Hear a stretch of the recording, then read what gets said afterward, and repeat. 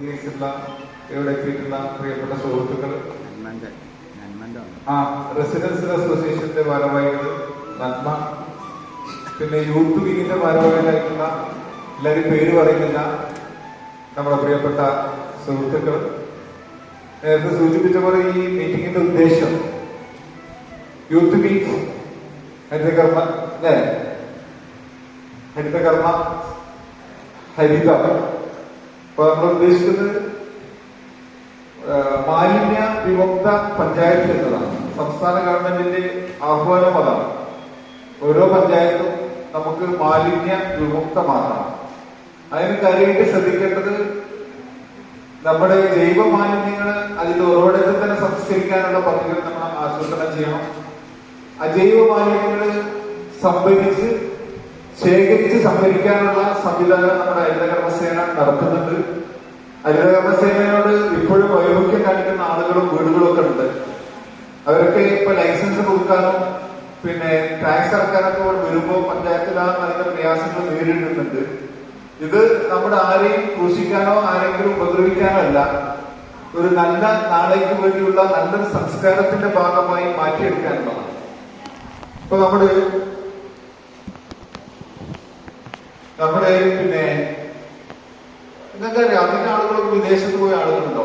നമുക്കൊരു മിഠായിന്റെ കവർ ഉണ്ടല്ലോ, ആ മിഠായി തന്നെ നമ്മളിവിടെ എന്താ ചെയ്യാ, കവറ് ആയില്ലേ. പക്ഷെ നിങ്ങള് വിദേശത്ത് പോയിട്ട് ആ കവർ അവിടെ ഉണ്ടെങ്കിൽ പോലീസ് ചാർജ് ചെയ്യും, കേസ് ചാർജ് ചെയ്യും. 500 ദീർഘം, ദുബായിലൊക്കെ 500 ദീർഘം ഫൈൻ അടക്കാം. പാക്ക് തിന്നാനവിടെ പാടില്ല. ആരെങ്കിലും അത് തിന്നിട്ട് വെളിയിലാണ് തുപ്പുന്നതെങ്കിൽ അതിന് ഫൈൻ ഇല്ല. അങ്ങനെ സൗദിയിലുണ്ടല്ലോ. അപ്പൊ അങ്ങനെ അവിടെ ആ നിബന്ധനകൾക്കൊക്കെ വിധേയരായി ജീവിക്കാൻ നമ്മൾ ബാധ്യസ്ഥരാകുക. പക്ഷെ അവനാന്റെ നാട്ടിൽ വന്നാലോ ഇപ്പോഴും നമ്മളെന്തെങ്കിലും പിന്നെ ടിഷ്യൂ ഉണ്ടെങ്കിൽ ആ കാറിന്റെ യാത്ര ചെയ്യുകയാണെങ്കിൽ കാറിന്റെ ഗ്ലാസ് ഒന്ന് പറഞ്ഞിട്ടാണെങ്കിൽ ടിഷ്യൂ റോഡിലേക്ക് വലിച്ചു. അപ്പൊ ഇത് തെറ്റാണ് എന്നുള്ള ഒരു ബോധം നമ്മുടെ ജനതയുടെ മുമ്പിൽ നമ്മൾ തന്നെ ഉണ്ടാക്കേണ്ട. ഇതിലൊക്കെ ക്ലബ്ബുകൾക്ക് നിർണായകമായ പങ്കുവഹിക്കാൻ കഴിയും. ക്ലബ്ബുകളൊക്കെ ചെയ്യേണ്ടത് അവരവിടെ ഇപ്പോ നമ്മുടെ ഇടവഴിയിലോ അല്ലെങ്കിൽ റോഡിലോ നിന്നുള്ള പുല്ല് വൃത്തിയാക്കുന്നതിനുപരി നാം ചെയ്യേണ്ടത് ഈ കാര്യമാണ്. ഇപ്പോ വീട്ടിൽ തന്നെ പിന്നെ എന്താ ചെയ്യുക, അവിടെ വരുന്ന വേസ്റ്റുകള് ഭാര്യ ഒരു പ്ലാസ്റ്റിക്കിന്റെ കവറിലാക്കി ഭർത്താവ് രാവിലെ പുറത്തു പോകുമ്പോൾ ബൈക്കിന്റെ ഹാൻഡിൽമ കൊളത്തി കൊടുത്ത് ഭർത്താവ് അതിങ്ങനെ നോക്കി എവിടെയാണ് ആളൊഴിയുന്ന ആ ഭാഗത്ത് ഇത് വലിച്ചത് ഇല്ലേ. ഞാൻ പറഞ്ഞ സത്യമല്ലേ, അങ്ങനൊക്കെ അനുഭവങ്ങളൊക്കെ അറിയാലോ. അപ്പൊ ഇതാരെങ്കിലും കൊണ്ടുപോകാം, ഇത് എടുത്ത് കൊണ്ടോട്ടെ ഈ സാധനങ്ങൾ. അപ്പൊ നമ്മുടെ ആ സംസ്കാരത്തിൽ നിന്ന് മാറി നമ്മുടെ ആ കവറുകളൊക്കെ നമ്മളൊരു ഭാഗത്ത് ശേഖരിച്ച് വെച്ചാൽ ഹരിതകർമ്മസേനന്റെ പ്രവർത്തകർ വന്നത് കൊണ്ടുപോകും. അവർ ചെയ്യുന്നത് വലിയൊരു ത്യാഗമാണ്. കാരണം നമ്മള് ആവശ്യമില്ലാത്ത സാധനം ഏറ്റെടുത്ത് കൊണ്ടുപോകല്ലേ.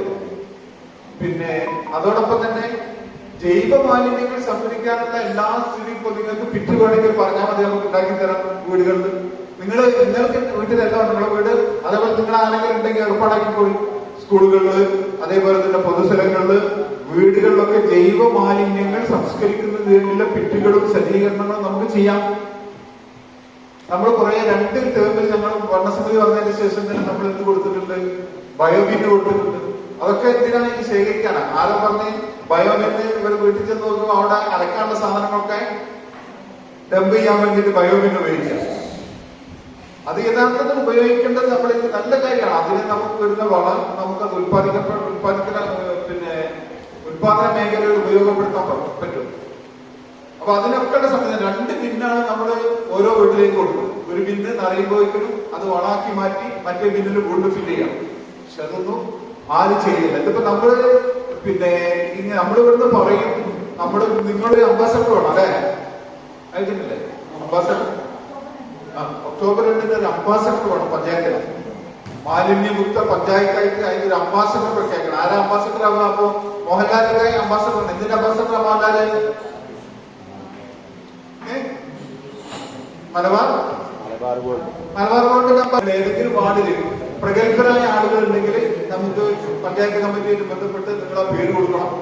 ഏതെങ്കിലും രീതിയിലൊക്കെ പ്രാമുഖ്യം അല്ലെങ്കിൽ വ്യക്തിപരമായി അറിയപ്പെടുന്ന സ്പോർട്സിലോ ഗെയിംസിലൊക്കെ താല്പര്യമുള്ള അതിലൊക്കെ പ്രൈസുകൾ വാങ്ങിയ ആളുകളുണ്ടെങ്കിൽ നമുക്ക് 23 വാർഡൻസ് അങ്ങനെയുള്ള ആളുകളെ സെലക്ട് ചെയ്ത് നമുക്ക് ഒരാളെ തീരുമാനിക്കാം, ബ്രാൻഡ് അംബാസഡർ.